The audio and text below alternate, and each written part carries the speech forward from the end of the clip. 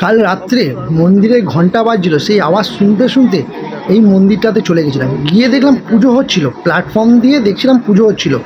গিয়ে দেখি কিনা তখন পুজো হয়ে গেছে, সবাই ঠাকুরকে নমস্কার করছে।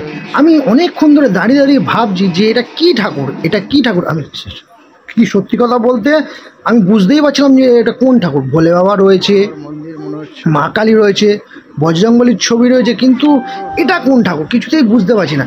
শেষ পর্যন্ত লাস্টে যুগ অবতারের মন্দির দেখলাম।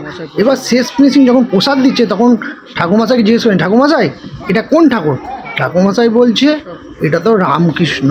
আমি বলছি বাবা, আমি বুঝতেই পারছি না, অনেকক্ষণ ধরে জুম করে দেখছি কিন্তু বুঝতে পারছি না যে এটা কোন ঠাকুর।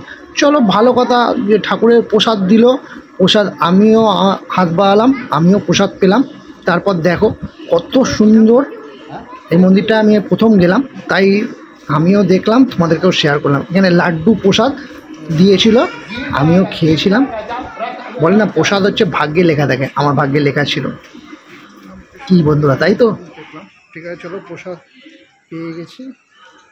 এই দেখো, যেখানে যাই বলি না প্রসাদ পাই, প্রসাদ পেয়ে গেছি। চলো ছিল তাই দেখে এলাম, ঠাকুরের প্রসাদ পেলাম, প্রসাদ পেয়ে যাই।